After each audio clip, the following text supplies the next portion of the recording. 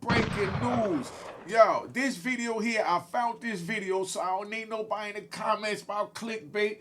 They're breaking down how they feel Big U could call hits on Black Sam and other people on the street from behind bars because him and his daddy got locked up back in the 70s or something like that, did some time. Listen to this joint. Make sure you follow this. Good content in it and good information that I just learned. If you subscribed, please hit the notification bell while the intro is playing.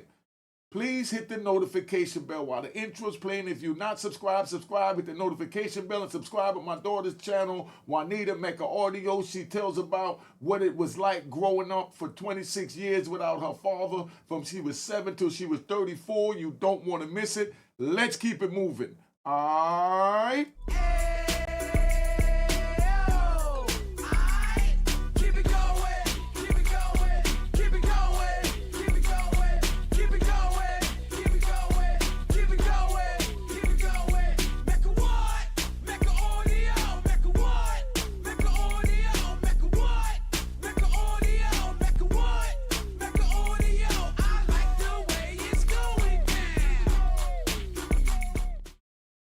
Alright, you know what it is. Unique Mecca Audio, man. This video here is fire. Got a lot of content, a lot of things to react to, a lot of jewels, a lot of game to give. Make sure you hit the notification bell if you're already subscribed, is all I'm asking. And you already know to subscribe. Alright. When they raided my houses and my property, they was asking about whack. Whack, loose cannon, 600, and this internet stuff. See, this is what you call mollifying. Mollifying is when you try and make a wrong right. His wrong is he screwed up getting on YouTube and social media, his damn self being Big U, and now they on his ass, and now he's looking for some way to push the finger. Yes, they contributed, but you're the one that went up there and said, hey, I'm Big U, and you need to check in, and I got a podcast called Checking In. Oh, and I like the way he spelled it, too. I looked at that. All right. All of y'all filed. Wack said 100 times he was gonna take my contracts.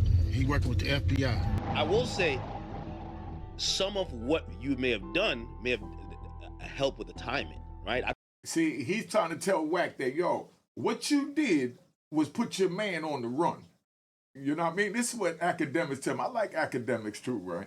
You know, I don't know why I like the guys that y'all don't like. I like them because they give good content. You know what I mean? So I don't judge them for who they are because only God could judge us. But I like academics because he bringing it to Wack, and Wack sitting there, you know he get ready to go in when he put his hands in his pocket because he trying to control himself to hold him down while he's talking because, you know, he's real animated and Wack 100. All right. I think you. What's that? I think you tip it off Big U. I think that definitely. I did what? I think that they think Big U is about to be on the run. Honestly, why would he be on the run? Wack is on everywhere. Yo, they're coming. End of the month. Everybody know Big U and Nipsey had an argument, homie. Everybody know Big U was shaking Nipsey Hussle down, making him pay protection fee, sort of. Look how everybody's just telling this man's business. All of this contributed to that. All his business is out there, but he opened the door when he went up there. So, I mean, it's crazy. Nipsey Hussle got smart and say, I don't want to pay you $20,000 a month no more. And Nipsey Hussle come up dead. He lost his protection, and the hood killed him. We all know this, homie. As we all know, Big U is currently behind bars, but his incarceration doesn't necessarily mean the streets are any safer. Among many serious accusations leveled against him is murder, allegedly of Nipsey Hussle, and another name that's come up in his indictment is Rayshawn Williams, his own artist whom he allegedly killed after the man disrespected him. Now, they saying that it wasn't about the disrespect. I've been seeing on YouTube, right, where they saying that he was in a he cipher, monkey cipher relationship with his son, and that's why he was comfortable enough to wear his son's chain. And I guess, you know, maybe Big U saw it and probably allegedly was like, yo, that ain't no broad. Only a broad's supposed to wear your chain, not no dude. You know what I mean? Nah, I don't mind letting him stay here, but what I give you is not for him. Like, what type of time you two on? You know what I mean? So that's where it's at. Let's see.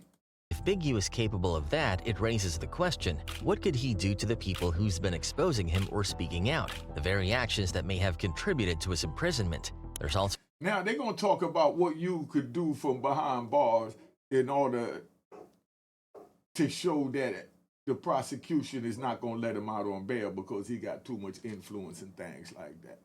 So the matter of federal wiretaps. In one intercepted call from 2023, Big U is reportedly heard saying, "Can't no dude beef with me, cause if he do, I'ma kill him, period. I am going to murder him."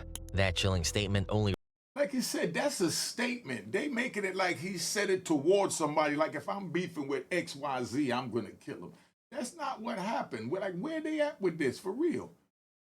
reinforces the allegations surrounding Nipsey and Rayshawn's death. Now, See, they trying to link him saying that if he beef with anybody, he'll kill him, and then they trying to say that he was beefing with Rayshawn and Nipsey, and he had them whacked. This is what they saying. if you're wondering how he could possibly carry out such acts from behind bars, it's worth remembering back in Now they're going to go all the way back to the beginning when he first got locked up, you know, with his father to show where his childhood started from and where it's going.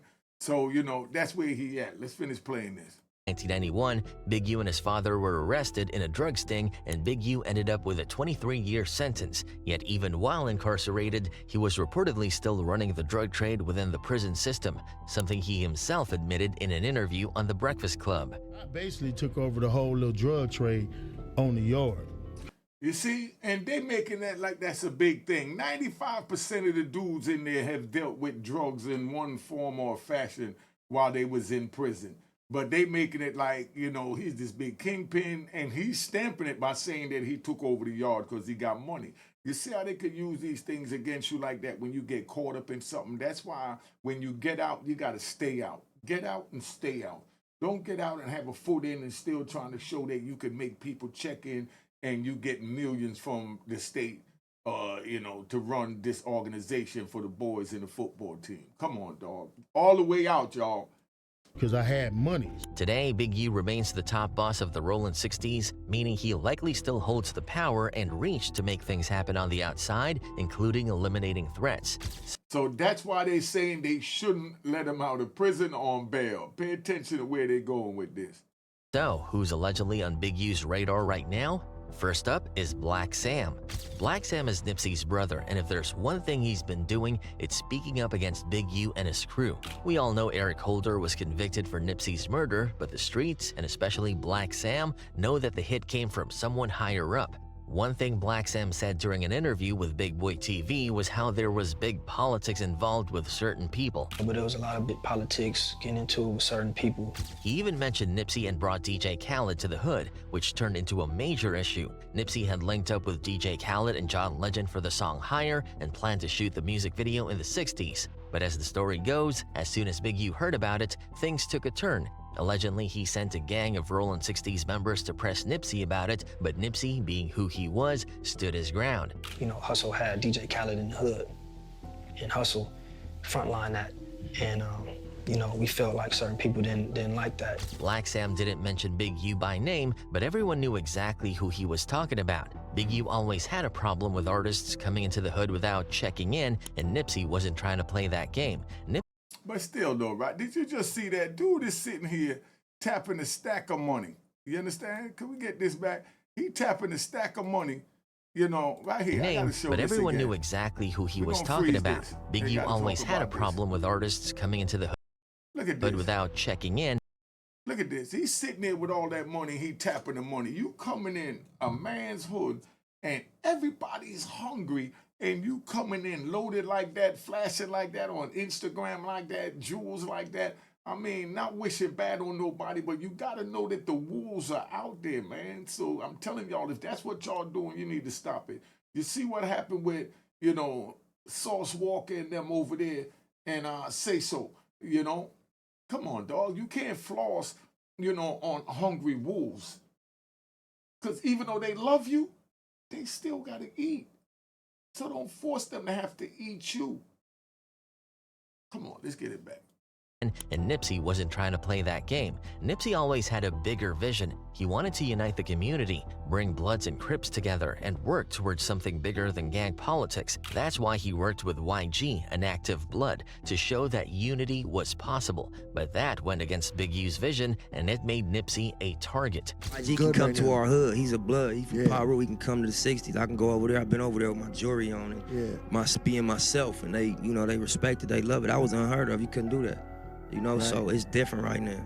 Not to say it's like a gang treaty, a peace treaty. It's not that, but they know we pushing for the city. Right. So, you know, the streets behind it, and they respect it. Black Sam has always been the type to stand firm against Big U, especially when it comes to defending his brother. One major example was when Nipsey dropped You Don't Got a Clue, a track that many believe was a direct diss at Big U, especially with lines like, I'm busy getting rich, you think I'm going to stop for you? I built this on my own and everybody knows it's true. Still dudes act like they supposed to have control of what I do. As soon as Big U heard the track, he and some of his people allegedly pulled up on Nipsey to confront him, but they didn't just want to check on him, they wanted to discipline him, and in street terms, that meant something serious. Nipsey dissed, right? And he was like, hey, cuz, is this song about me? So Nipsey stood up or whatever and was like, yeah. So he was drinking some water out of a water bottle and he threw it on Nipsey, right? He was like, we're gonna have to go get down or whatever. So he thought Nipsey was gonna back down. Nipsey stood up and... They supposedly planned to take him away for a DP or disciplinary action, but before things could go any further, Black Sam stepped in. Black Sam stood his ground and told Big U straight up Nipsey wasn't going anywhere with him. Black Sam said, cuz my brother ain't going nowhere. You was like, in front of the hood or whatever like that. He was like, my brother ain't going nowhere. Then there was another incident where Big U confronted Nipsey and it turned into a full-blown fight. According to sources, Big U actually got the upper hand and beat Nipsey down. But before things could go any further, Black Sam ran inside, grabbed a pistol, and fired a warning shot at the air to break things up. Big U knocked Nipsey out. Black Sam comes out, fires 3-4 shots in the air. He's fresh out the penitentiary. Police sitting right across the street, they see it. They come in, they arrest everybody. And even after his brother was killed by the very same people, Black Sam hasn't changed his stance one bit. In fact, he seems even more fearless, standing on business and protecting Nipsey's legacy at all costs.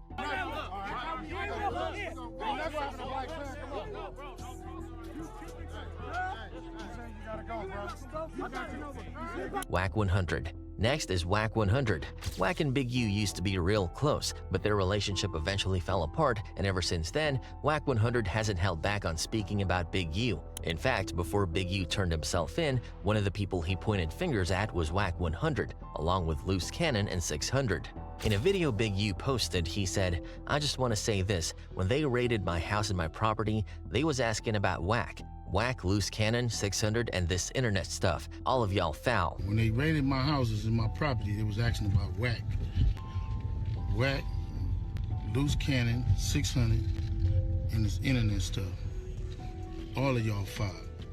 Big U even went as far as accusing Whack 100 of cooperating with the feds. If you had something against a black man, handle it with a black man in the streets, he said. Whack said 100 times he was gonna take my contracts. He was working with the FBI. The FBI went to the city 3 days in a row, and they told the city they didn't want nobody to give me no more money. On top of that, Whack 100 also co-signed Luce Cannon when Luce was sharing a story about how he spoke to Nipsey just before the shooting. At the time, Luce didn't think much of what Big U had said. He brushed it off. You don't even warn him that you got that call from dude. No, because their relationship was so fucked up. It'd be like, they be hot one minute. That detail alone suggests Big U may have slipped up by reaching out too soon, right before Nipsey was killed. And 30 minutes after you get out the phone with Nip, he get killed. Yeah, I got it. So you think he hit you a little too early? Luce Cannon. Do you hear this? See how they lining Big U up for this body? This is crazy. But that's just part of the story. Luce Cannon had straight up accused Big U of backdooring Nipsey on multiple occasions. In fact, during an interview with DJ Academics, Luce gave a wild account of how Meek Mill was allegedly kidnapped and held for ransom by members of the Rollin' 60s on Big U's orders. I was talking real reckless on Twitter and stuff like that. So Talking reckless. reckless. Doing it now. Yeah, so we caught him at the club where he was performing at, and then grabbed Cuz. When Academics asked why Meek Security didn't intervene, Luce explained that many LA bodyguards are more loyal to the gangs than to the celebs they're hired to protect. According to him, Rick Ross ended up paying $50,000 to get Meek Mill released. So he called Rick Ross And, right there in the club. Yeah. And then brought. Imagine if his cell reception was bad.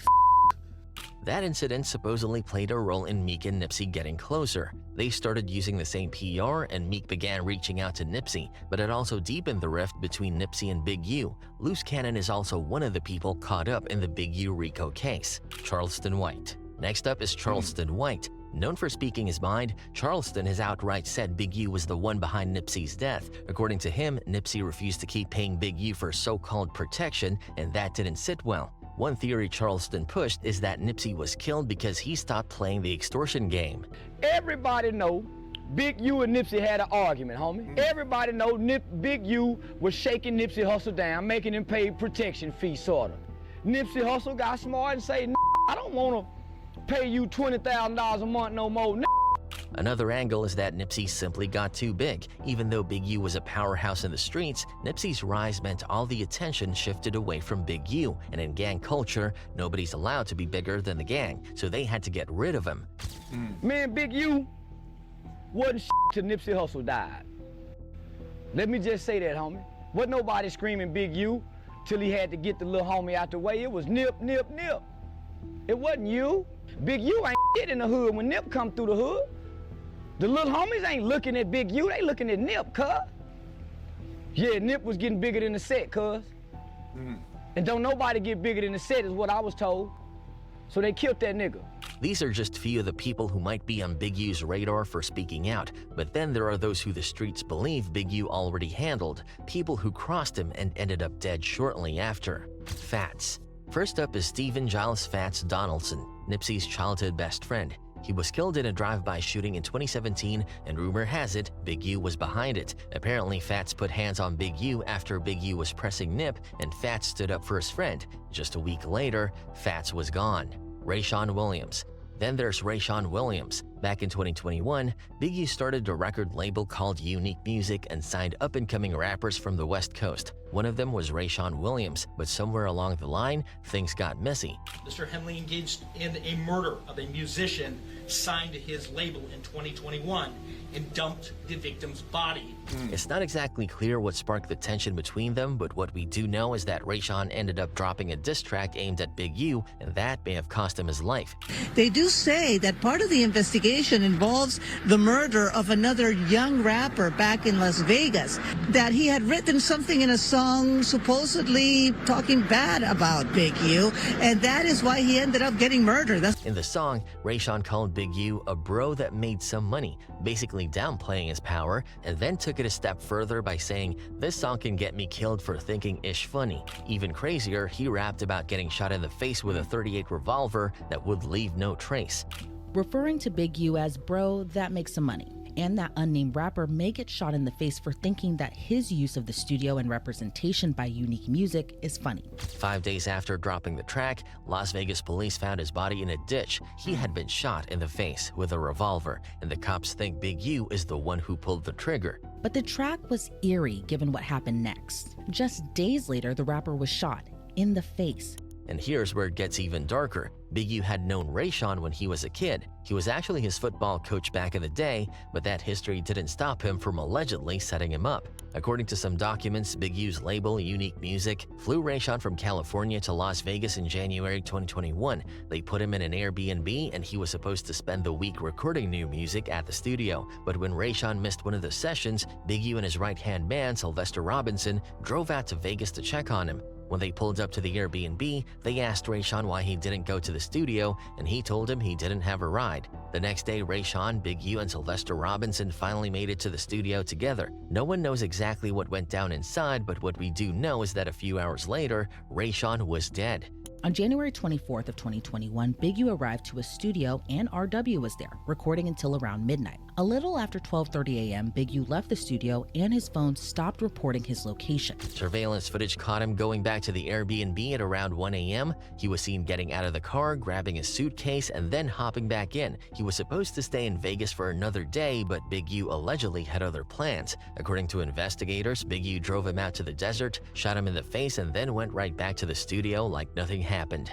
About 45 minutes later, surveillance video at the Airbnb showed RW exiting the passenger side of the car and entering the Airbnb. A few minutes later, he left the Airbnb with a suitcase, got back into the car, and left. RW wasn't seen again.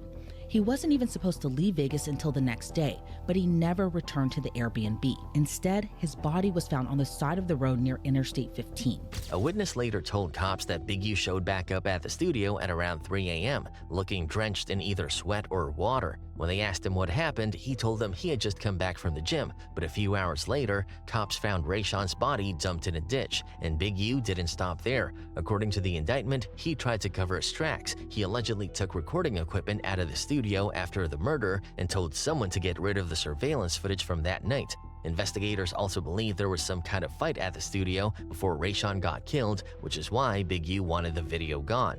Witnesses told detectives an associate of Big U removed the video recording equipment from the studio a few days after the homicide, including video that would have shown RW and Big U at the studio before he was murdered. After Rayshawn's death, Big U knew the heat was coming, so he allegedly had one of his homies drive his car and stay at his house. That way, if the cops pulled over the car or showed up at the crib, it would buy him some time to escape before they actually caught him. Nobody really knows the exact reason Big U allegedly killed Rayshawn, but this murder is what put him on the FBI's radar. Just a month after Rayshawn's death, the feds officially launched an investigation into Big U's enterprise. Nipsey Hussle. And then there's Nipsey Hussle. Big U and Nipsey Hussle weren't always at odds. In fact, at one point, they were actually close business partners. The relationship goes back to 2007 when Nipsey signed with Epic Records in preparation for what was supposed to be his debut studio album, South Central State of Mind. The real breaking point was Nipsey wanting to cut ties with Big U's label. Allegedly, Nipsey felt trapped in a shady deal, one where he believed he was being extorted by Big U. But if you ask Big U, he has a different version of events. According to him, the conflict actually started when he stepped away from the music industry. During that time, Nipsey had possession of Big U's recording equipment, and when Big U wanted it back, Nipsey wasn't too happy about it. Eventually, Big U was able to recover his equipment, but that situation alone led to some serious friction between the two. From there, things just continued to spiral. Nipsey reportedly took offense to how Big U handled the situation, and their relationship started to shift. Then came You Don't Got a Clue, a track that many believe was a direct diss aimed at Big U. But the tension between them didn't just stop at music and business. Their family ties added even more fuel to the fire. Nipsey's first baby mother was actually Big U's niece, and during that time, things between Nipsey and her weren't great. Nipsey didn't approve of the company she kept around their daughter. Allegedly, there were guns, drugs, and alcohol present, and Nipsey wasn't going to stand for it. One incident in particular escalated things further. Nipsey reportedly went over to his baby mother's house alone and ended up pistol whipping a guy she was involved with. The altercation got ugly, and the man was beaten so badly that he had to be taken to the hospital. In the chaos, it was said that his baby mother might have been hurt as well. Once Big U caught wind of what happened, he immediately pulled up to Nipsey's store to confront him. Heated words were exchanged, and things quickly turned physical. According to sources, Big U beat Nipsey down, which led to Black Sam running inside to grab a pistol. In an attempt to break things up, Black Sam fired a warning shot in the air, but that only made things worse. Within moments, LAPD swarmed the scene. When the police arrived, they saw Black Sam with a gun still in his hand, and without hesitation, they opened fire on him. Miraculously, not a single bullet hit him. Instead of being killed, he was arrested on the spot, along with Nipsey and Big U. The three of them were taken to the 77th Street Division, but they all managed to bail out the next morning. Despite all the tension, Nipsey continued to rise in the music industry. In 2011, he started collaborating with YG, and that came with its own set of problems. At the time, it was not common to see Pyrus hanging out in 60s territory, but Nipsey wasn't one to follow outdated politics. When they filmed the Girls Ain't Ish video, Nipsey invited YG to the 60s, and that did not sit right with Big U. He made it known that he disapproved, and Nipsey had to defend his decision. He ended up fighting multiple Rollin' 60s members just to have YG there. That respect was mutual. YG later invited Nipsey into Treetop Pyru territory for another video shoot, and the two built a strong friendship from there. Over time, Nipsey's career skyrocketed. He went from being an underground street rapper to a Grammy-nominated artist. But even with all his success, the issues with Big U were still lurking in the background. At times, it seemed like things between them were cooling down. They would be on decent terms for brief moments, but there was always tension under the surface. He really exudes everything that you need to exercise in business. And on top of that, Big U had gained a reputation for allegedly extorting artists who wanted to come into 60s territory. According to rumors, any rapper or big-name artist looking to step foot in the neighborhood had to check in and pay a tax to Big U if they wanted to move around without any problems. Then came early 2019. He had linked up with DJ Khaled and John Legend for the song Higher and planned to shoot the music video in the 60s. But as soon as Big U heard about it, things took a turn. Allegedly, he sent a gang of Rollin' 60s members to press Nipsey about it. Nipsey stood his ground, but the pressure was overwhelming. In the end, he was forced to relocate the entire video shoot to the top of a parking structure in Inglewood. Security had to be beefed up as well because Nipsey was receiving death threats, supposedly from the Inglewood families, a dominant. Could you believe this is what's going on out there? You got all this money, you got all these people. I let it ride because I feel that it was a great program, and I want to give them their props. That was Trap Pulse, you know? That was a great video, man. It was real informative. I learned a lot more about it to help me with my content creating with it. And, you know, this is what we do. We have to work together, man. We have to work together, you know? But make sure you subscribe to my daughter's YouTube channel, Juanita Mecca Audio. She speaks about what it's like to grow up without her father for 26 years that's serving time in federal prison. And she shares a lot of her emotions. Go check that out, Juanita. Let's keep it moving. Mecca Audio. All right. Cheers, cheers, toast the crime, toast the crime, the crime, the crime, the crime. What?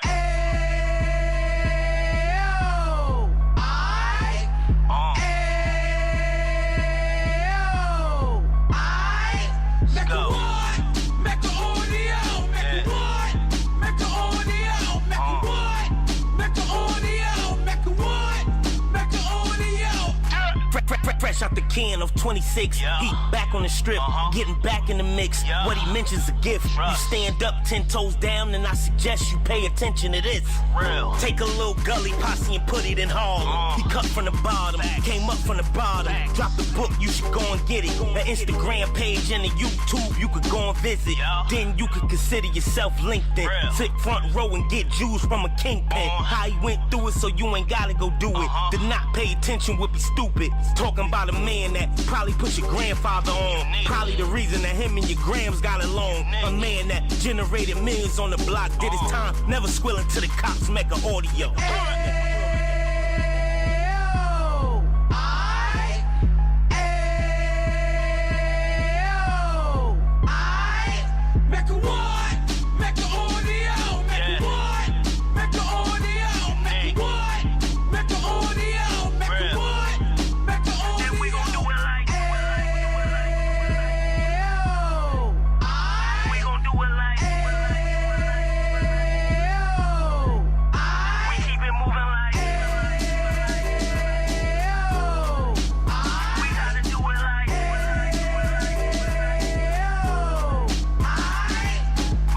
Get it live like 2 G's in the 90s. Drop top beamer so shiny. I let shorty go, she was whining. Treat her like my past, she behind me. Spend a couple bands on the Dapper Dan. You be back again, getting green like a Packers fan. No cap, it's a roaring uptown. They be horn uptown, Dominican bust downs. Now we on the positive, we got a lot to give. Now you trying to stop the kids from being inoperative. So take heed, homie, lend a ear. He started in uptown, he gon' finish dead. But now it ain't about selling drugs, buying cars. It's about buying property to make the community yours, so we can give back to the. Cheers, cheers, toast the crime, the crime, the crime, the crime, the crime.